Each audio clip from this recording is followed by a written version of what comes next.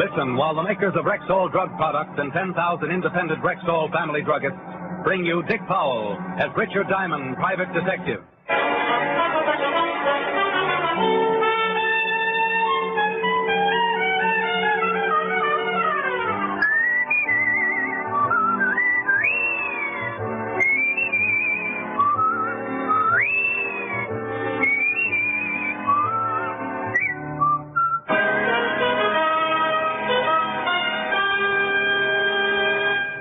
Good evening. This is your Rexall family druggist speaking to you for the 10,000 independent druggists who have made the word Rexall part of our own store names and who recommend and sell the 2,000 or more drug products made by the Rexall Drug Company, like Rexall MI31, for example, Rexall's popular and versatile mouthwash, gargle, and breath deodorant. Full-strength MI31 kills contacted germs almost instantly, yet will not harm the delicate membranes of the mouth and throat. Ask for Rexall MI31 at Rexall drugstores everywhere. And remember, you can depend on any drug product that bears the name Rexall. Good health to all from Rexall.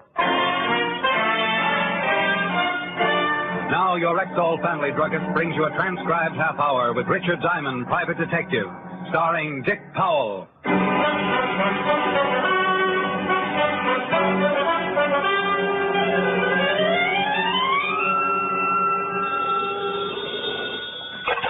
Diamond Detective Agency. I'll help you out if you're in trouble, but if it's a murder, it'll cost you double. Rick. Oh, hello, Helen, baby. What's new with the wealthy? Not much. Only we had a date last night, remember? Well, did we have fun? Oh, loads. Only we'd had more fun if you'd shown up. Now, Helen, don't overestimate me. I don't. Oh.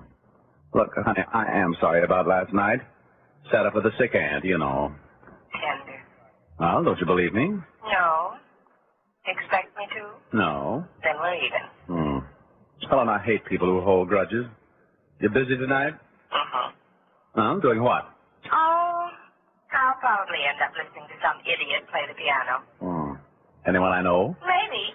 He's a little boy who never grew out of the cops and robbers stage. Oh, yes, the good-looking one. He's the guy. Uh-oh. Client just walked in. I'll call you back and squirm later. Bye. Diamond? In the rough. What can I do for you? You seen the morning papers? Only the funnies. Seen the story on page 2? Hey, what are you, a traveling quiz show? Look at it. Pete Rocco broke out of prison. That's right. You sent Pete up for murder. He always said he'd get out and take care of you. Gee, I wish I hadn't cut my fingernails. I got nothing to chew. You better find something. Pete's a nasty little boy. Well, what's all this to you? My name's Danny. Danny Rocco. I'm Pete's brother. Oh, looking for a piece of cheese? I found one. Get your hat, Shamus. There was a bulge in Danny's coat pocket that hadn't come with the suit. Believing in the safety first slogan, I picked up my hat and was led to a car outside. We drove through town and then to Mulberry Street near 5 Points to the section that used to be the heart of Little Italy. We stopped in front of a cigar store. Okay, Diamond, get out. Oh, it's so comfortable here. Come on, move. Well, if you put it that way.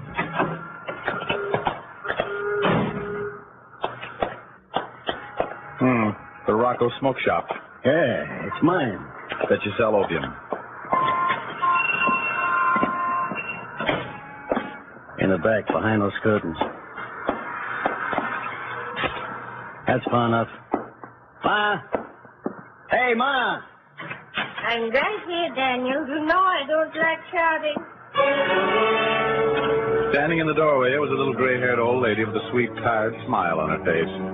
If this was Pete Rocco, he wore quite a disguise. You Richard Diamond? I've given up on denying it. Sit down, please.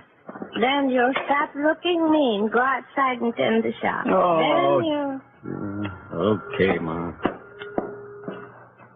Well, now I've seen everything. Daniel's a good boy, Mr. Diamond. But one must be stern at times. Oh, yes, one must. You're probably wondering why I sent Daniel to bring you here. Well, I have thought about it between prayers.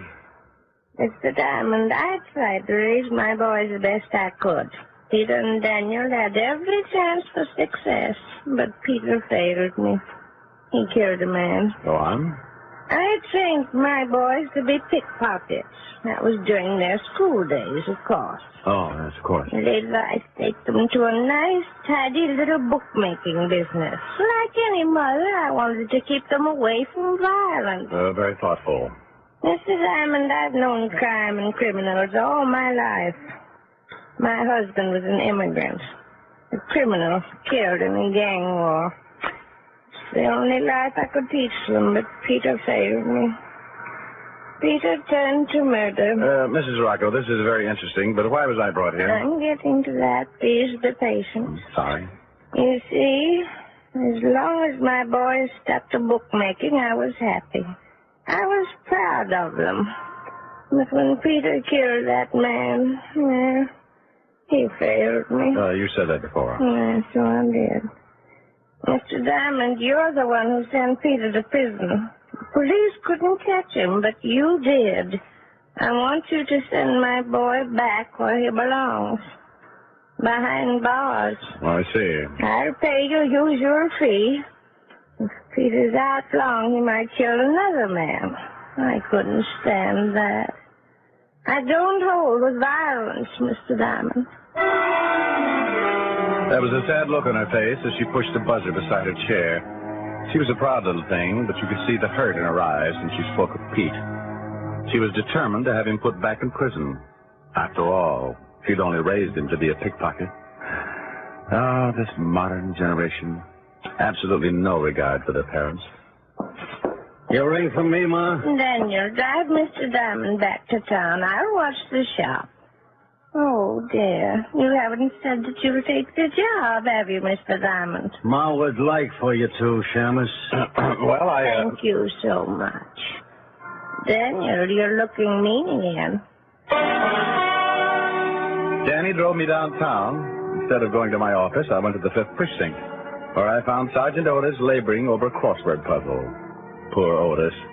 He couldn't find a 4-letter word for something that swims, even if you hit him in the face with a herring. Well, hello, Brainchild. What? Oh, you. Clever as always, I see. Shamus, why don't you dig a hole and jump in it? And disturb your wormy relatives? Oh, perish the thought. Get lost. My, I'd be touchy today. Well, can't you see I'm working a puzzle? See it? Yes. Believe it? Well, that's another matter. I've been worked on a genius. I'm going to see Walt. Oh. Good afternoon, Lieutenant Levinson. My, you look impressive with your feet on the desk. Saving shoe leather? Rick, where have you been? I called you 50 times this morning. Well, I've been chatting with a very pleasant little lady. Blonde or brunette? Neither. Her hair was gray. Well, for you, that's a switch. But, boy, you better go in hiding for a while. Pete Rocco's out of prison. Yeah, so I heard. That why you called me? Right. Rocco said he'd get you, and he's not the type to kid. He'll be looking for you, Rick. Well, that's just dandy, Walt, because I'll be looking for him. What? I've got a client wants Rocco back behind bars. Any idea where he is? Not much to go on. He's here in town somewhere, that's for sure. Why do you say that? Well, remember that roll he took from that bookie before he plugged him? Mm-hmm. More than $50,000. He never would tell where he hid it. Oh, yeah.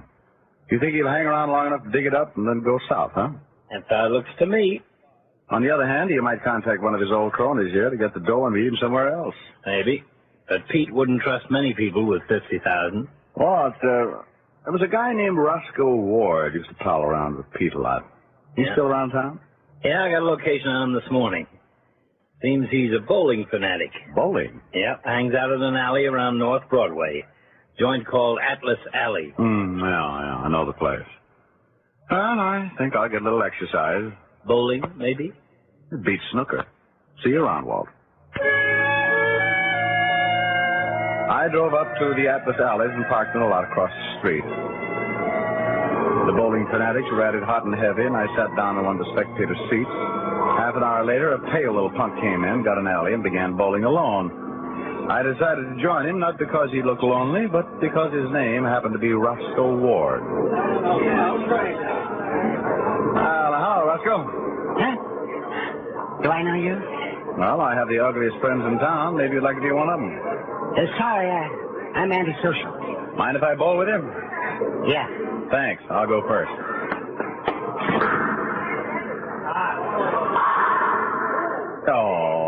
Knocked them all down. Now, what'll you play with? Hey, that's not bad. You got a swell approach. Thanks.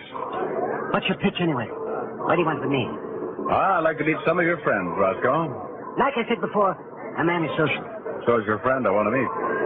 Just got back in town and won't let anyone see him. What?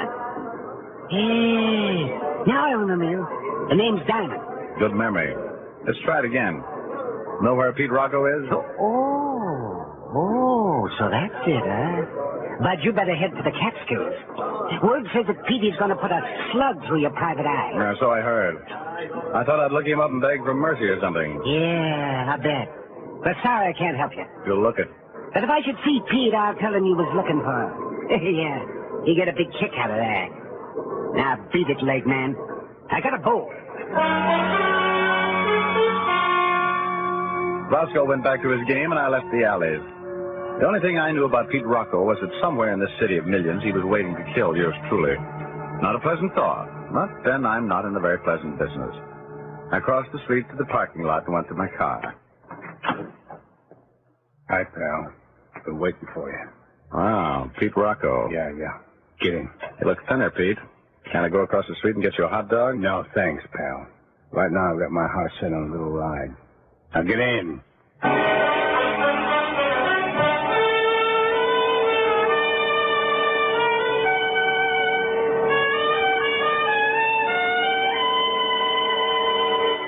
Before we continue with the adventures of Richard Diamond, private detective, here's your Rexall family druggist. Last week, a customer told me that Something I really like about Rexall Milk of Magnesia is that one bottle won't be so thick I can't even pour it, and the next one thin and watery. Somehow, Rexall Milk of Magnesia always seems to be just right. well, ma'am, that's because every bottle of Rexall Milk of Magnesia has to meet an exacting standard of viscosity, or it won't wear the Rexall label. What do you mean by viscosity? Well, an easy definition would be the degree of thickness in a liquid. Now, Rexall scientists conduct scientifically precise tests on every batch of Rexall Milk of Magnesia to make sure it meets this constant standard of viscosity, because that's one big reason why you'll always get a uniform dosage from every bottle. Oh, and I thought it was all just an accident. Oh, no, ma'am. There are no accidents behind the fact. You can always depend on any drug product that bears the name Rexall.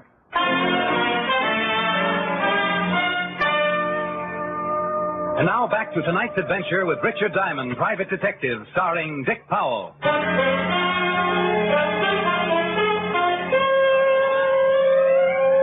With a gun pointed at me and Pete Rocco at my side, I followed directions and drove to a Harlem address.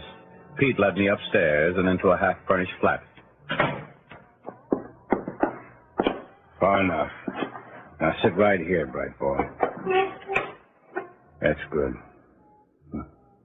You know, pal, I've been waiting a long time for this. And you always were the patient type. What are you waiting for now, Pete? An audience? Oh, I'm in no hurry. You just sit there and square him for a while. Who's there? It's me, Roscoe. Well, hello, Snoopy. Can you beat this guy, Petey? He was looking for you. Let's not rub it in, boys. What you waiting for, Petey? Take care of him. Let's beat it. Shut up. We don't leave till I get word it's all clear to pick up the money. Yeah, but when are you going to find out? Who's going to let you know? Don't get too nosy, Roscoe. Diamond, after you picked me up, I had a rough time. During that trial, I didn't know what they were going to throw at me. Life or the chair. Just had to wait. Well, that's what you're going to do. You're going to sit there and you're going to wait. When you're least suspecting it, I'm going to put 3 slugs through your head. My barber won't like this. Yeah, just keep making cracks, wise guy.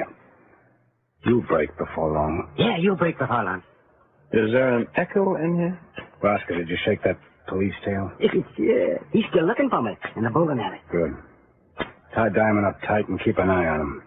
I'm going out for a while. Oh, Pete, you ain't going to take a chance on getting seen. Shut up. Been away for 5 years. I'll do what I want. Now tie him up.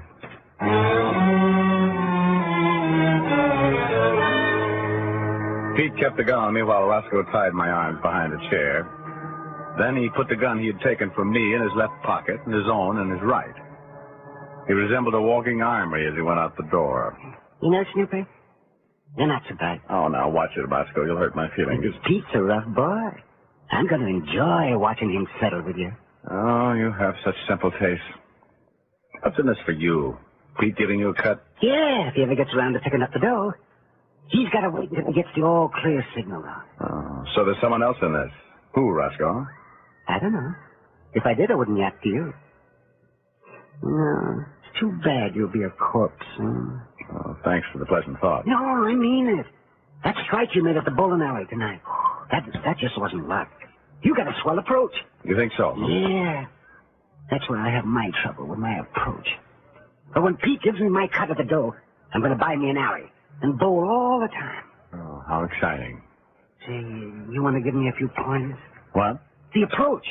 Maybe you could help me improve mine, huh? Now, look, this floor is kind of slippery. Now, watch. Now, I always hold the ball like this. You see? I swing it back and approach like this. There. How'd it look to you? Well, I couldn't see too well from here. Suppose you untie my hands. Oh, no. You got to stay tied there. I'm afraid I can't help you then. Come around this side. I can't see through that table. Oh, all right. Yo, I got it. I'll slide towards you this time. All right. There. What do you think of that? Well, I won't hurt you now. No, go on. Be brutal. Well, it's too sloppy, Roscoe. You keep your head up too high. The head, huh? Oh, yeah, sure. And keep the head down. That's right. Ward followed instructions and kept his head down, low, just in line with my foot. Chalk up a strike for Diamond. He went down like the number 10 pen. I managed to work my hands up over the back of the chair, then a few calisthenics, and my hands were in front of me, still tied, but free enough to call Walt Levinson on the phone. 15 minutes later, he arrived, put the cuffs on Ward, and untied me. There, you're loose. You know, maybe I should have kept you tied up. You might stay out of trouble then. You're so considerate, Walt. I'll put some men around the house. When Pete comes back with... Uh-oh. Maybe him now. Otis, bring Roscoe Ward over here. Come on, Ward. Ward, you pick up that phone and act like nothing's happened. Hold the receiver so we can hear who's on the line. If you don't, I'll see that the judge throws the book at you. Hello. Roscoe? Yeah. Is this Pete? Of course, you dope. Who you... There's nothing wrong up there? Wrong? Oh, no, Pete. No, everything's fine. You sound funny. Take the phone over and put the receiver in front of Diamond. Sure, Pete. He said. I heard him. Give me that phone. Hello, Pete. Check up to see if I'm comfortable? How long you been loose, pal? Come again? Diamond, I left you in a chair across the room. The phone don't reach that far. Well, Pete, you're getting smarter. Yeah, thanks. Too bad I'll have to postpone those 3 slugs in the head. But maybe later. I'm glad you said maybe, Pete. I have different ideas. Yeah, we'll see, pal. We'll see. Well, he tricked us, Walt. He won't be back here. Does this bird know where he is? I don't think so. Roscoe, you mentioned that Pete had to wait for the word from someone before he could pick up that money. Who is that someone? I told you before, I don't know. Look, punk, you're all through. Help us out and you'll get a better deal in court. Yeah, if I knew, I'd tell you. All I know is that Pete won't go near the door until this someone gives him the green light. No. I think he's telling the truth, Walt. Take him downtown and book him. I'm going visiting. I drove back out Mulberry Street to the Rocco cigar store. I was hoping Pete's brother, Dan, might remember some of Pete's old hangouts. I wanted to wrap up this case quickly for 2 reasons. 1, Pete was a killer, might kill again at any minute. And 2, I might be the one he'd killed. Simon? Oh, yeah. Hello, Danny. I'm trying to get you in your office. I think I know where Pete is. Hello, Mr. Diamond. I'll tell you later. I do hope you have something to report. Well, not much, Mrs. Rocco. I met your son today on the wrong side of a gun. I don't know where he is now. Oh, well, that's too bad. But you will catch him, I'm sure of that. Peter must be punished. I don't hold with violence, Mr. Diamond. Ma, don't you want me to drive you over to visit Mrs. Montelli? Oh, well, that would be nice, Daniel. I'd like that. Well, you get your wrap and we'll go now. All right. And, Mr. Diamond, remember, I want my son caught quickly before he can kill again. Good day. Now then, Danny, what were you saying about Pete? I know where you can locate him. I didn't want to talk in front of Ma. I want to get out of this. Go on. Pete called me a little while ago. He's coming over tonight. I'm taking Ma to visit a friend, so she'll be out of the way. Tonight's your chance, Diamond. Tonight. I made plans to meet Danny out in front of the shop around 8. Then I went back to my office. I called Helen, wrote my dinner dates for that evening, and waited as the hours ticked by. 7:30, and I was ready to go. Pete had taken my gun earlier, so I slipped a spare in my pocket and drove to the cigar store. I parked down the street, walked halfway up the block, and met Danny. Diamond? Yeah. Our boy showed up yet? No, but he should be here soon. Come on. We walked up to the shop, and Danny unlocked the door.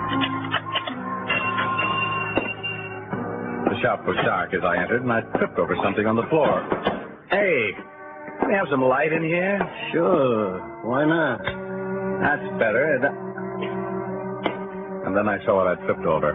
Pete Rocco with 6 bullet holes in his body. And then it was clear. Why had Pete come here?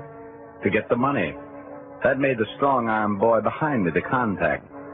The one Pete was waiting for to give him the all-clear was little brother Danny. Right, Shamus? I'll be honest. Yes, I am. Pretty smooth, huh? Here, catch. Yeah, that's good. You'll notice it's your gun. Pete was bragging about how he took it from you. He let me see it. And that was fatal. Right. And this gun I got on you now was Pete's. I kill you, put the gun in Pete's hand, and I'm clear. You shot each other. No one will blame me. You thought this all out, huh? That's right. Pete and I robbed that bookie together. He left the dough for me to keep after he was picked up.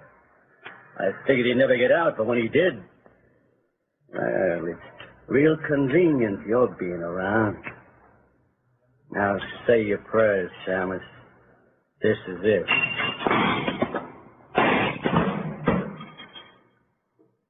Is he? Is he dead, Mr. Diamond? No, you hit him in the shoulder. Better call an ambulance, though. Yes. My boys. Peter and Daniel, look at them. I tried to teach them. I told them I wouldn't stand for violence. But they wouldn't listen. You know, sometimes you've just got to be stern.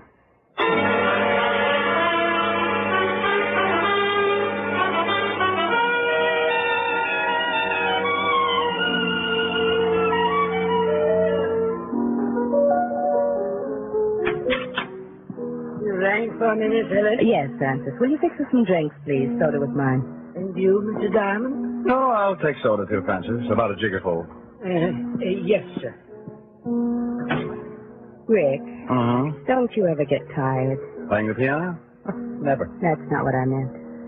Why, today you were almost killed twice. Honey, you can only be killed once. All right, then. You were threatened twice. Don't you ever wish you were in a different profession? For instance? Oh, insurance, maybe. You can talk fast enough.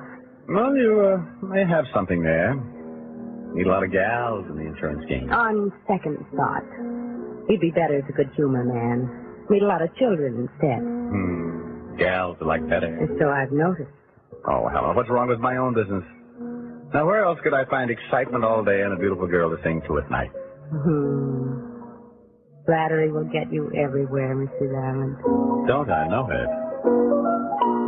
A little bit independent in your walk. A little bit independent in your talk. There's nothing like you in Paris or New York. You're awfully easy on the eye. A little bit independent when we dance. A little bit independent towards romance. A bit of sophistication in your glance. And yet you're easy on the eye. Whenever I'm with you alone, you weave a magic spell. And though it be a danger zone, I only know that you're swell. A little bit independent with your smile. A little bit independent in your style. How can I help but love you all the while? when you're so easy on the eye. Rick, Yes, baby? I've been wondering which holds more attraction for you. Me or my piano? Hmm? Oh, come here, baby. Here's your drink, Mr. Oh! Mr. Diamond. Miss Helen. Oh, dear. Why did I ever leave Cambridge?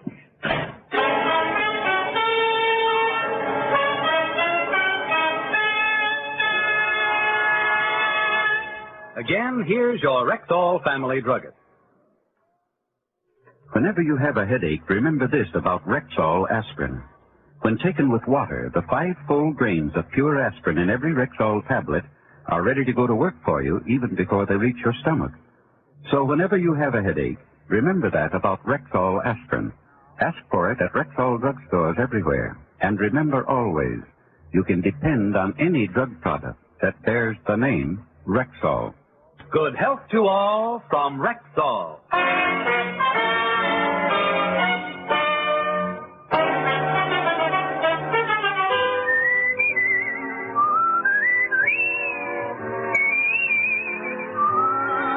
Richard Diamond, Private Detective, stars Dick Powell in the title role, with music composed and conducted by Frank Wirth. Look for Dick Powell in the Metro-Goldwyn-Mayer production Right Cross, in which he co-stars with June Allison and Ricardo Montalban. Richard Diamond, Private Detective, is transcribed in Hollywood by Jaime Del Valle. This is Bill Foreman inviting you to be with us next week at this time, when we will again present Dick Powell as Richard Diamond, Private Detective.